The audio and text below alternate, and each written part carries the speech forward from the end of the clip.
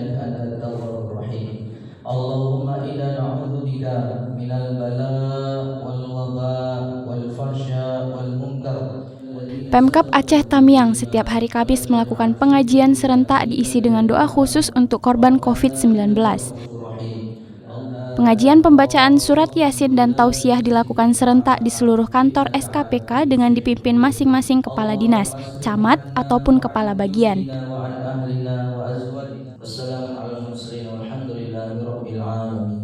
Bupati Aceh Tamiang, Mursil, mengingatkan agar seluruh ASN terlibat dalam pengajian agar berdoa untuk korban COVID-19, baik yang meninggal dan yang sudah menjalani perawatan.